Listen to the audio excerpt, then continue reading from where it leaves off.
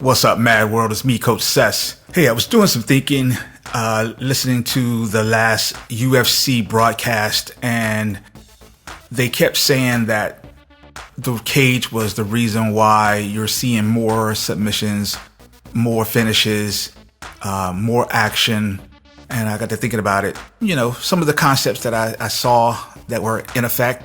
So number one is the COVID-19 forcing everyone basically into hibernation. And so now they're limited in terms of their training partners, and then they're not getting the same guys that they're used to at the main facility. So they're having to train in different ways. So you're seeing people actually being a little bit more creative with the drills they are doing. They're limited in terms of the people they're utilizing as training partners. So though that's bringing out a different set of attributes in the training environment. Also, you're seeing better conditioning where people actually maybe hitting the mountain, hitting the trail, and running a little bit longer to supplement some of the training that they're not getting or some of the training they're used to. So they're having to run the mountain. Maybe they didn't run the mountain before. They run the stairs. Maybe they ran the stairs, but they're running at a different pace. Maybe they only ran it 10 times. Now they're putting in 20, 30 reps of running up and down the stairs. Or maybe they're going further. Maybe they had access to a building that had 20 floors and they were only going, say, 5, and now they're going 10, 15. They made some changes, though, and you can see that because one of the things we can see in the actual fights, which is actually one of my concepts, is there's more output. So they're in better shape. They also are forced to fight based on their specific attributes more. A lot of times the guys in your room, it's kind of like catch up. You know, if you want to train, if you want to be faster, sometimes you train with the faster guys. You want to be stronger, you train with the stronger guys. Well, now you're having to actually bring out your uniqueness because you don't exactly have those guys. Actually, you have a mixed bag of nuts. So you're getting some very unique opportunities to actually shine a little bit more and let your unique set of attributes just be on display. The smaller cage is a factor. And if you have a smaller cage, you're going to have more engagements, and more engagements, you're going to have more action by default. And fewer opportunities to fight right now. What you're seeing is guys really come out with that heart. You know, you always hear talk about in the fight game, having that heart, having that mindset. And you're seeing that now. You're seeing that heart come out because not everybody's able to fight right now. Either you have people turning down the fight because of COVID, or there's fewer events going on, or there are fewer venues. And sometimes from a economical point of view, it doesn't make sense to bring guys in, you know, from across the world when you're doing all your shows basically, or the UFC is doing all of their shows basically from one particular area. Going back to 2016, one of the things I noticed was there's an uptick in more split decisions in the UFC. There's more draws, and there's even more finishes. And the unique thing is you can actually see this on several cards where there's 13 fights, 12, 13 fights. And you can see that, let's say you have 4 KOs or 4 submissions or whatever, 4 finishes, that you also will have 3, maybe 2 to 3 split decisions, and you will see maybe an occasional draw. And one thing I saw was that even in the fights that were unanimous decisions, they were dominant unanimous decisions. There was no guesswork. It's like you could just tell this one person came out and knew that this is going to be a tough fight. And I think that's what's happening, is that everyone realizes that the fights are tougher now for whatever reason. And so they're coming out, you know, making their point, standing their ground, introducing more action, you know, taking the chance, taking the risk. And going from 2017, you see that there's more volume from everyone from the top to the bottom. I think one of the key guys that really showed a lot of output was Donald Cerrone. Just one of his fights I was watching, and it didn't go more than, I think it was the one with Ferguson. I can't remember exactly who it was, but where his eyes swole up. It might have been Ferguson, yeah. His eyes swole up. And even in that fight, even in that losing effort, you know, the output was ridiculous coming from Cerrone, and that fight didn't even go the distance. So you're seeing like there's a upswing right now in just the amount of output where guys are putting out, you know, to either shine, get that championship opportunity, which is also one of my factors.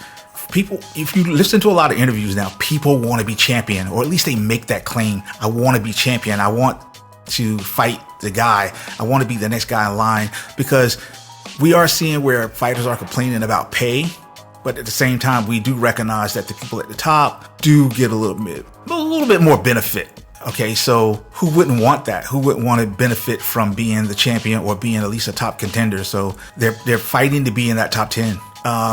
Some other things that I saw was that there's since 2018, the scores are closer. So now you're seeing these unanimous decisions, but they're not 30-27 anymore. They're like 29-28. I mean, you can catch 3 to 4 of these on a card where it's 29-28. And if you go back to 2015 and look before that, you don't see that a lot. You don't see a lot of those 29-28s.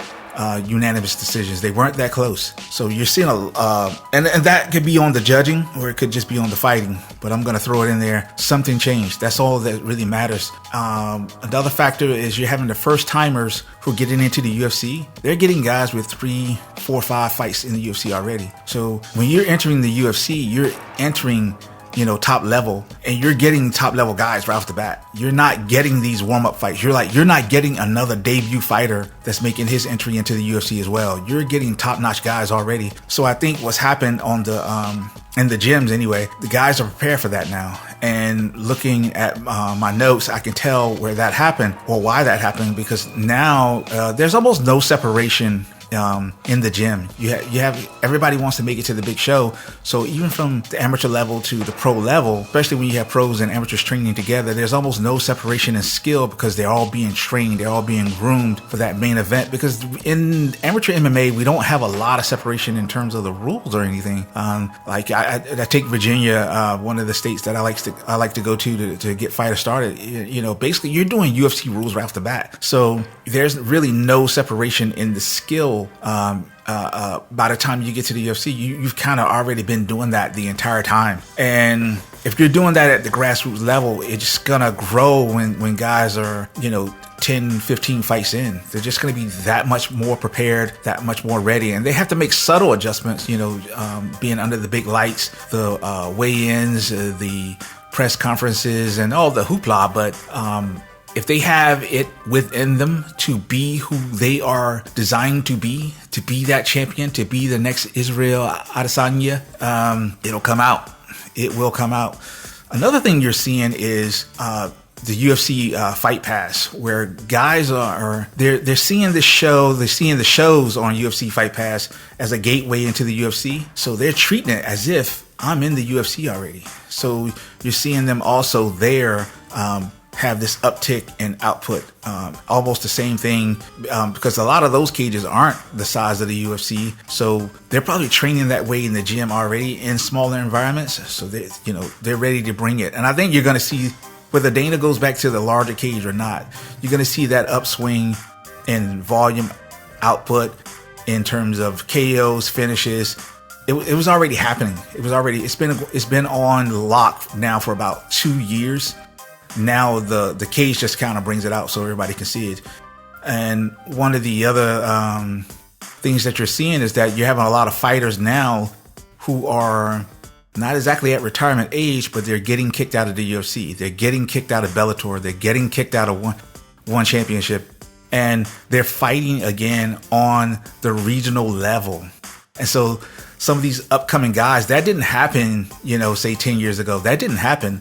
And so now what's happening is these guys who are on their way up, they're being tested by these former UFC fighters.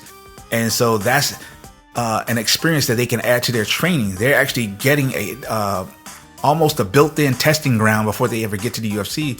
So what you're going to see is that either the fighters in the UFC are going to have to up their game to create that separation again, or what you're going to see is just a bunch of new fighters walking in, fighting at the exact same level that they are now. And it's going to just be a win for the fans, because you're going to see almost championship level guys walking into the UFC. And now it's just going to be a matter of who you want to see as champion. You're just going to really have to fall in love with that persona, fall in love with that character. But that's my 2 cents on what I've been seeing. If you've seen anything else in terms of the reasoning why you're seeing more fights with more action, more finishes, more split decisions, close decisions.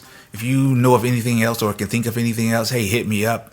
Hey, I'm Coach Sess, and you've had words with a mad coach.